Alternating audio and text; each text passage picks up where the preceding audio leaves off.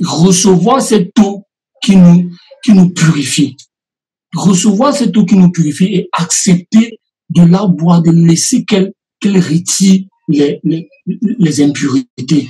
Bon, malheureusement, il y a un problème aujourd'hui, c'est que beaucoup pensent que écouter la parole, comme on se réunit souvent les dimanches pour écouter les enseignements, beaucoup pensent que beaucoup trouvent que c'est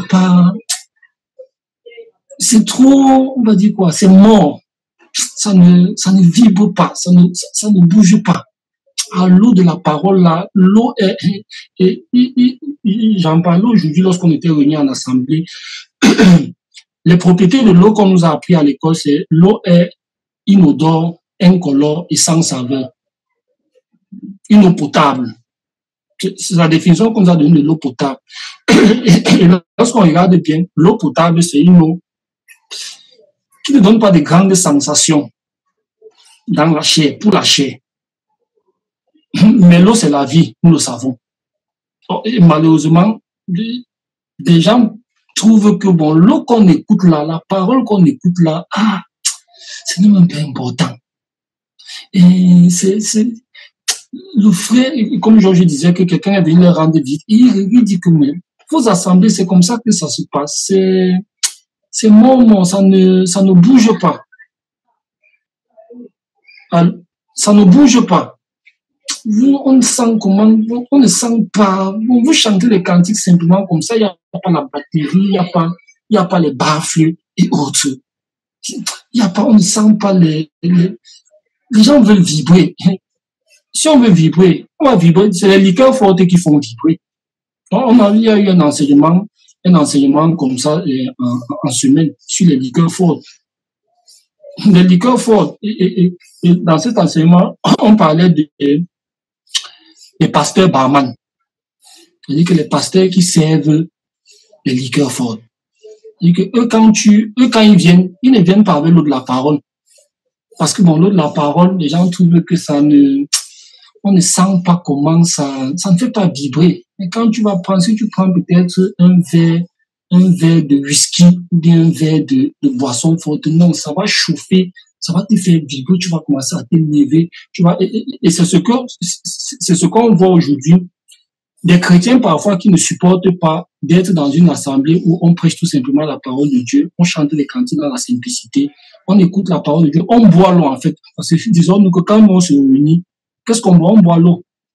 Bon, imaginez maintenant, on vous invite dans une fête. Et dans cette fête-là, ce qu'on donne seulement, c'est l'eau. Nous, les chrétiens, aujourd'hui, on va bien l'accepter. Ça va nous faire même peut-être plaisir. Mais certains vont dire que une fête où on boit seulement l'eau, il n'y a même pas de vin, il n'y a pas de boisson forte, que quand tu bois comme ça, tu sens comment ça chauffe le corps commence à bouger. Bon, si tu veux ce type de boisson, il faut aller dans les bars. Il faut tout simplement aller dans les bars. Et si on regarde bien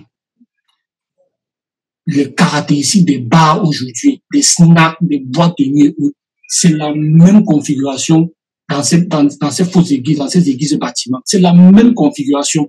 Prenons quelques exemples. Dans les bars, il faut les baffes. Certains disent que l'alcool n'aime pas le silence. C'est-à-dire que là où il y a là où on vend l'alcool, il faut les bruits. C'est pourquoi dans ces assemblées-là, il y a les baffes. Exactement comme dans les bars. Les pasteurs sont les barman. C'est-à-dire qu'ils ne servent que les boissons fortes. Les évangiles qui font vibrer la chair. Tu auras ton visa, tu auras reçois ton mariage, reçois ton, c'est-à-dire que ce sont des paroles qui font vibrer les gens, qui les font bouger. Ils se disent que non, là je sens comment je bouge, ça vibre. Bon, ça c'est le bar. Et le pasteur c'est le barman. Il donne l'alcool, il verse les liqueurs fortes. Il saoule le peuple. Ils s'enivrent d'alcool, de liqueurs fortes spirituelles. Et quand ils sortent de là, la preuve c'est quoi? C'est qu'ils n'ont pas eu l'équilibre dans la marche en Christ. Ils n'ont pas l'équilibre dans la marche en Christ. Pourquoi? Parce qu'ils passent le temps à boire des liqueurs fortes. Ils sont déséquilibrés. Ils n'arrivent pas à voir que ça, c'est le péché. Il faut que j'esquive. Ils ne peuvent même pas esquiver. Ils tombent dans la rigole comme quelqu'un qui est sourd. Et c'est les accusations, ça me fait penser à ce que Georges disait, que quelqu'un a dit qu'il allait boire et quand il est revenu, les jaloux ont déplacé le quartier. Non, les jaloux n'ont pas déplacé le quartier. Tu as perdu ta lucidité et tu ne reconnais plus le chemin qui mène chez toi. Tu t'es retrouvé dans un autre quartier. Et c'est ça. Ces pasteurs barman, ils servent quoi? Les Ivan Castano, Raoult Wafo, Djenodor Kambe et autres. Ce sont des barman, ils servent l'alcool.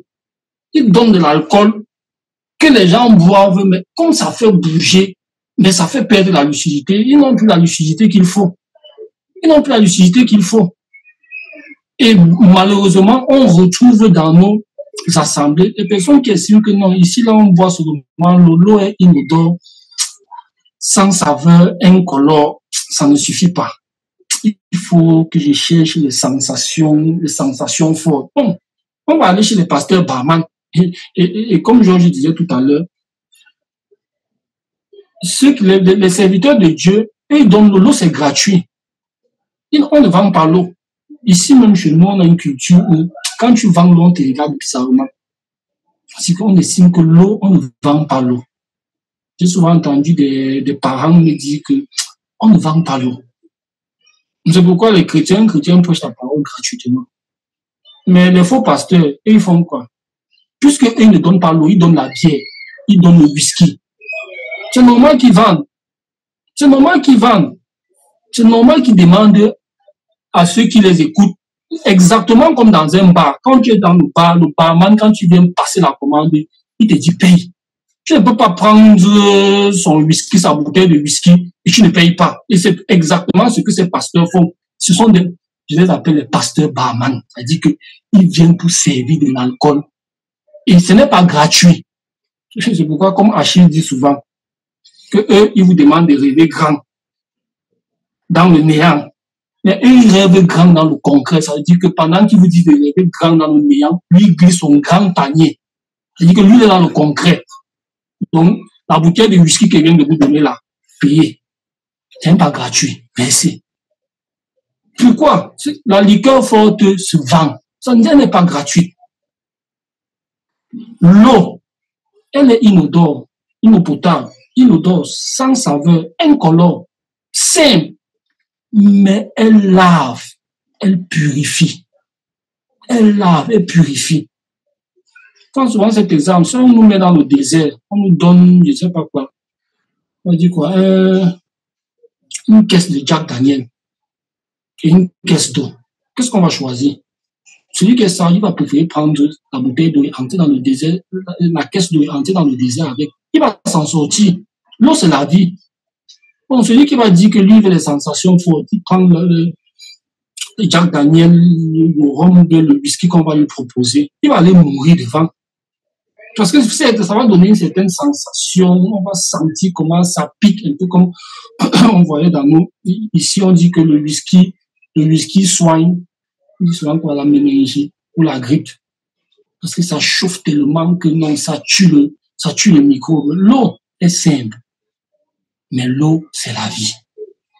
L'eau est simple. Mais l'eau, c'est la vie. L'eau est simple, mais l'eau, c'est la vie. Et c'est cette eau, en fait, qui nous purifie. C'est cette eau qui purifie. C'est cette eau que lorsque nous écoutons, comprenons bien que lorsqu'on va dans les eaux du baptême, comprenons pourquoi est-ce que c'est dans les eaux qu'on se fait baptiser. Pourquoi c'est dans les eaux qu'on se fait baptiser? Parce que d'abord, spirituellement, on a reçu l'eau spirituelle qui est la parole du Seigneur Jésus. Et cette eau qui nous purifie.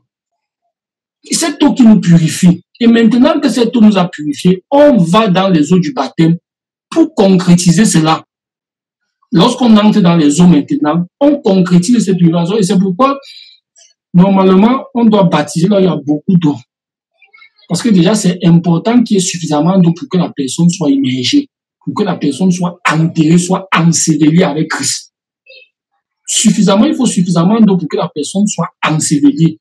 On ne peut pas venir ensevelir quelqu'un avec comme on voit dans le catholicisme, on prend un bocal, on met un peu d'eau à l'intérieur, Ça veut dire que toi, tu n'es pas mort. On prend quelques gouttes, imaginons un cadavre, on dit, bon, on va enterrer le cadavre, prenons une poignée de terre et on verse sur sa tête, on l'a enterré.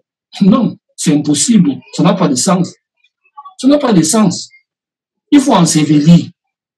Pour cela, il faut beaucoup d'eau. Et c'est ça l'immersion. On ensevelit et maintenant on fait quoi? On ressuscite avec Christ.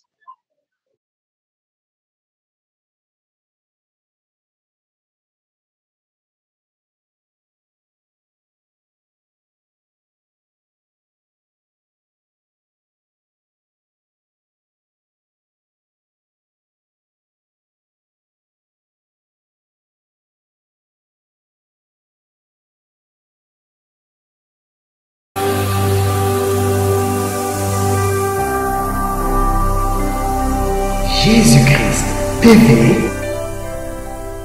vous connaîtrez la vérité et la vérité vous affranchira.